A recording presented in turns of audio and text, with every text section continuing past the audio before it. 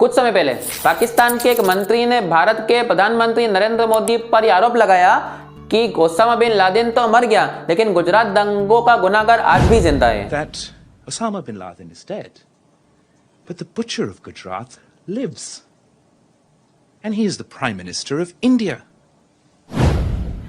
पाकिस्तान के इस जहर उगलते हुए बयानों के पीछे प्रधानमंत्री की कोई हेट स्पीच नहीं, बल्कि इसके पीछे का प्रमुख कारण है देश के विदेश मंत्री एस जयशंकर साहब। जी हाँ, भारत के इस इंडियन मिनिस्टर ने पाकिस्तान का आतंकवाद का कच्चा चिट्ठा पूरी दुनिया के सामने उजागर करके रख दिया है। 2022 में एस जयशंकर साहब के ऊपर यह दबाव डाला गया कि उन्होंने रशिया यूक्रेन वॉर में एक न्यूट्रल साइड ली थी। इसका मतलब भारत ने ना ही खुले तौर पर यूक्रेन का समर्थन किया था और ना ही खुले तौर पर रशिया का समर्थन किया गया, जिस बात पर उनके ऊपर ये आरोप लगा कि युद्ध के बाद भी भारत रशिया से काफी ज्यादा मात्रा में ऑयल खरीदता था, जिसका उपयोग रशिया हथियार खरीदने में करता था और उसको यूक्रेन के खिलाफ उपयोग करता था। एक मॉडरेटर ने जब एस जयशंकर साहब से यह पूछा कि अगर आज भारत यूक्रेन का समर्थन नहीं कर रहा है तो अगर भविष्य में चाइना भारत के ऊपर हमला करता है तो भारत का समर्थन कौन करेगा, जिसका जवाब कुछ इस प्रकार दिया गया भारत के विदेश मंत्री के द्वारा।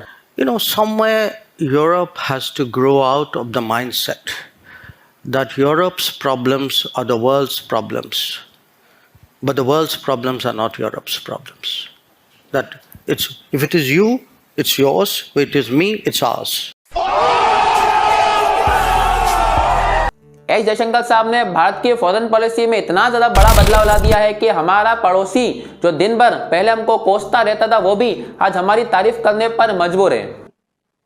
ये फॉरेन मिनिस्टर को उन्होंने कहा कि रूस से तेल ना खरीदो, उसने आगे से कहा तुम कौन होते हो मैं कहने वाले, यूरोप खरीद रहा है तेल उनसे, हमारे लोगों की जरूरत है हम खरीदेंगे। ये होता है आजाद मुल्क। लेकिन भारत की फॉरेन पॉलिसी में इतना ज्यादा परिवर्तन आखिर कैसे आया, इसके लिए हमको समझना पड़ेगा कि भारत की शुरुआत की जो फॉरेन पॉलिसी हुआ करती थी वो किस प्रकार से थी। भारत के पहले फॉरेन मिनिस्टर अर्थात जो विदेश मंत्री थे वो भारत के प्रधानमंत्री हुआ करते थे जो थे जवाहरलाल नेहरू। जवाहरलाल नेहरू लगभग 17 सालों तक देश के विदेश मंत्री के पोस्ट पर रहे हैं। भारत की शुरुआत की जो विदेश नीति थी उसमें काफी ज्यादा लैक ऑफ कॉन्फिडेंस यहाँ पर था, अर्थात कॉन्फिडेंस की काफी ज्यादा कमी थी। इसी कारण से हमने कश्मीर तथा अक्साई चीन जैसे क्षेत्रों को भारत से गवा दिया, क्योंकि जब इंडियन आर्मी के पास में इतनी ज्यादा ताकत थी कि हम पाकिस्तान को युद्ध में हरा सकते थे, तब भारत के मंत्री ने पाकिस्तान से एक सीज फायर एग्रीमेंट साइन किया, जिसके अंतर्गत दोनों देश एक दूसरे के ऊपर गोली नहीं चला पाएंगे। लेकिन आज भी आप देखेंगे कि पाकिस्तान सीज फायर का उल्लंघन लगातार करता रहता है। शुरुआत इस वक्त की बड़ी खबर से, पाकिस्तान ने एक बार फिर इंटरनेशनल बॉर्डर पर सीज फायर का उल्लंघन किया है। वहीं सन 1954 में भारत के विदेश मंत्री अर्थात जो भारत के प्रधानमंत्री थे उन्होंने पाकिस्तान से पंचशील समझौते पर हस्ताक्षर किए। इस समझौते के अंतर्गत कुछ मुख्य पॉइंट इस प्रकार थे। हिंदी चीनी भाई भाई दोनों देश एक दूसरे का अंतरराष्ट्रीय मामले पर समर्थन करेंगे और एक दूसरे के इंटरनल मामलों में हस्तक्षेप नहीं करेंगे। इसी बात का फायदा उठाते हुए 1959 में चाइना ने तिब्बत के ऊपर पूरे तरीके से अधिकार कर लिया और भारत को ना चाहते हुए भी अंतरराष्ट्रीय मंच पर चाइना का साथ देना पड़ा। लेकिन चाइना ने कभी भी खुले तौर पर जम्मू कश्मीर का भारत की तरफ से फेवर नहीं किया। इसका नतीजा यह निकला कि 1962 में चाइना ने भारत के ऊपर हमला कर दिया और भारत के जम्मू कश्मीर का 10% क्षेत्र भारत से चला गया। हमारी इतनी ज्यादा जमीन और इतने ज्यादा सैनिकों के शहादत के बावजूद भारत के मंत्री हिंदी चीनी भाई भाई और पंचशील के उसूलों पर कायम रहे थे। एक रिपोर्ट के मुताबिक 1950 में रशिया तथा अमेरिका जैसे देशों ने भारत को आगे रहकर यूएनओ की परमानेंट सदस्यता तथा वीटो पावर मिलने का बात कही गई थी, लेकिन चाइना ये नहीं चाहता था, जिस कारण से जवाहरलाल नेहरू ने ये सदस्यता तथा वीटो की पावर भारत के कहने पर चाइना को दे दी गई। इस बात का खामियाजा आज तक भारत को भुगतना पड़ता है। भारत ने यूएनएससी की परमानेंट सदस्यता से ज्यादा चाइना की दोस्ती को अहमियत दी। जवाहरलाल नेहरू का यह कहना था कि भारत यूएनएससी की परमानेंट सदस्यता डिजर्व तो करता है, लेकिन चाइना के कॉस्ट में बिल्कुल भी नहीं। इसी कारण से जब कुछ समय पहले भारत ने यूएनएससी में एक आतंकवादी अब्दुल रहमान मक्की को यूएनएससी की टेररिस्ट की लिस्ट में शामिल करने की बात कही, तो पाकिस्तान ने इस बात पर वीटो लगा दिया। लेकिन ऐसा नहीं है कि भारत की फॉरेन पॉलिसी शुरुआत से कमजोर रही है। इंदिरा गांधी के आने के बाद में फॉरेन पॉलिसी में काफी ज्यादा कॉन्फिडेंस यहां पर देखने को मिला था।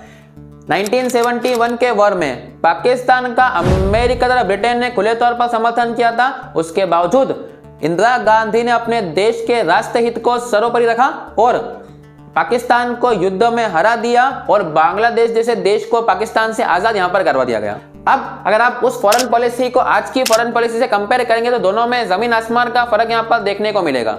और इस फॉरेन पॉलिसी में, आज की फॉरेन पॉलिसी में सबसे ज्यादा मजबूती प्रदान करी है रशिया यूक्रेन वॉर में, जब पूरी दुनिया ने रशिया के ऊपर सैंक्शन लगा दिए गए थे और कहा था कि पूरी दुनिया में से कोई भी देश रशिया से ऑयल नहीं खरीदेगा। लेकिन भारत के डिप्लोमेट्स ने इंडिया से, रशिया से ऑयल भी खरीदा और सारे सवालों का जवाब कुछ इस प्रकार यहाँ पर दिया। So, look, I mean, I don't want to sound argumentative, but then tell me if buying Russian gas is not funding the war?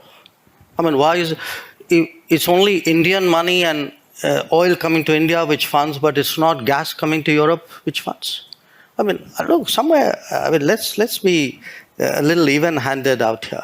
Bharat के विदेश मंत्री एस जयशंकर साहब के फैन इंडिया में ही नहीं बल्कि पाकिस्तान में भी है। जी हाँ, रिचर्ड वर्मा जो कि एक फॉर्मर यूएस एम्बेसडर है, उनका कहना है कि एस जयशंकर साहब दुनिया के one of the best diplomats में से एक है। वहीं कुछ लोग मानते हैं कि एस जयशंकर साहब अभी तक भारत के सबसे अच्छे विदेश मंत्रियों में शामिल किए। लेकिन आखिर कैसे एस जयशंकर साहब भारत की विदेश नीतियों में इतने ज्यादा परिवर्तन लाने में सक्षम रहे? आखिर कैसे एस जयशंकर साहब दूसरे फॉरेन मिनिस्टर से अलग हैं? इसका सबसे महत्वपूर्ण कारण है उनका पॉलिटिशियन ना होना। जी हाँ, भारत के ज्यादातर कैबिनेट मिनिस्टर्स पॉलिटिशियन हुआ करते थे, लेकिन 2019 में भारत ने इतिहास रचते हुए एक फॉरेन सेक्रेटरी को भारत का सीधे विदेश मंत्री नियुक्त कर दिया गया। एस जयशंकर साहब जब भारत के फॉरेन सेक्रेटरी थे तो अपने काम के पीछे काफी ज्यादा वफादार हुआ करते थे। कुछ रिपोर्ट्स के अनुसार 2013 में मनमोहन सिंह एस जयशंकर साहब को भारत का फॉरेन सेक्रेटरी बनाना चाहते थे। एस जयशंकर साहब ने अपनी पीएचडी जेएनयू से इंटरनेशनल रिलेशन में कंप्लीट की। उसके बाद वो 1977 में इंडियन फॉरेन सर्विस एग्जाम को क्लियर किया। इस कारण से उन्होंने दुनिया के काफी सारे देशों में भारत के एम्बेसडर के रूप में काम किया है, जिसमें से उनकी सबसे बड़ी उपलब्धि 2 देशों में एम्बेसडर के रूप में काम करना है, एक रशिया और दूसरा चाइना। 2009 से लगाकर 2013 तक एस जयशंकर साहब चाइना में भारत के एम्बेसडर हुआ करते थे। इस समय के बीच में चाइना तथा भारत के बीच में काफी ज्यादा तनातनी चल रही थी, क्योंकि चाइना के काफी ज्यादा सैनिकों ने लद्दाख के अंदर घुसकर वहां पर टेंट स्थापित किए थे। जब दोनों देशों के बीच में नेगोशिएशन हुआ तो चाइना ने अपनी बॉर्डर से पीछे हटने की बात स्वीकार ली। इन सभी मामलों में एस जयशंकर साहब का बहुत इंपॉर्टेंट रोल हुआ करता था। और वहीं चाइना के जनरल का यह कहना था कि जब एस जयशंकर साहब ने उनसे बात की तो उन्होंने डिप्लोमेट्स ना बनकर बल्कि एक सामान्य सैनिक होकर बात की, जिस बात से चाइना के जनरल काफी ज्यादा खुश हुए। और इन्हीं सब घटनाओं के बाद में एस जयशंकर साहब एक आदमी को इंप्रेस करने में कामयाब रहे, जो थे नरेंद्र मोदी। जी हाँ, उस समय नरेंद्र मोदी जी देश के प्रधानमंत्री न होकर गुजरात के मुख्यमंत्री हुआ करते थे। सन 2011 में चाइना ने 22 सूरत के डायमंड ट्रेडर्स को गिरफ्तार किया था, क्योंकि चाइना का यह मानना था कि वो हांगकांग से चाइना के बीच में डायमंड की गलत तरीके से स्मगलिंग कर रहे थे। यहां पर भी एस जयशंकर साहब ने अपना रोल अदा किया और चाइना से नेगोशिएशन किया कि इन लोगों के ऊपर लगे चार्जेस को घटा दिया जाए। बाद में उन 22 लोगों को छोड़ दिया गया, जिनकी वापस से भारत में वापसी करवाई गई। Relief for families of 12 diamond traders who have returned to India after being released by a Chinese court last month. 2014 में देश के प्रधानमंत्री के तौर पर लोगों ने नरेंद्र मोदी को चुना और कुछ ही महीनों में एस जयशंकर साहब ने नरेंद्र मोदी जी की एक हाई सिक्योरिटी मीटिंग यूएसए में ऑर्गेनाइज करवाई। याद कीजिएगा, ये वही यूएसए जिसने 7 साल पहले नरेंद्र मोदी को अमेरिका का वीजा तक नहीं दिया था। वहीं 2015 में बराक ओबामा की भारत की यात्रा भी उन्होंने ही ऑर्गेनाइज करवाई थी, जिसके तहत रिपब्लिक डे पर ओबामा साहब भारत में आए थे और भारत के रिपब्लिक परेड में यहाँ पर शामिल भी हुए थे। एस जयशंकर साहब के इन्हीं सभी एफर्ट के बाद उनके रिटायरमेंट के जस्ट 2 दिन पहले उनको भारत का फॉरेन सेक्रेटरी यहां पर नियुक्त किया गया। और उसके बाद नरेंद्र मोदी जी जब भी किसी भी देश की फॉरेन ट्रिप पर जाते थे, उनके साथ में हमेशा एस जयशंकर साहब जाते थे। एस जयशंकर साहब का मानना है कि भारत की शुरुआत की विदेश नीति काफी ज्यादा सॉफ्ट हुआ करती थी। उनका मानना यह भी है कि भारत को अब कुछ ऐसी चीजें करने की जरूरत नहीं है जिस कारण से दुनिया के दूसरे से खुश होते हो, बल्कि भारत को वो करना चाहिए जिससे भारत की जनता, भारत के लोग खुश होते हो। इन्हीं सब चीजों के कारण एस जयशंकर साहब को इतना ज्यादा अच्छा फॉरेन मिनिस्टर हो जाता है, जिन्होंने भारत की फॉरेन पॉलिसी में इतना ज्यादा परिवर्तन यहां पर किया है। आई होप आपको वीडियो पसंद आया होगा। वीडियो अगर आपको पसंद आए तो प्लीज वीडियो को लाइक कीजिए, चैनल को सब्सक्राइब करना बिल्कुल मत भूलिए। मिलते हैं अगली वीडियो में, तब तक के लिए जय हिंद।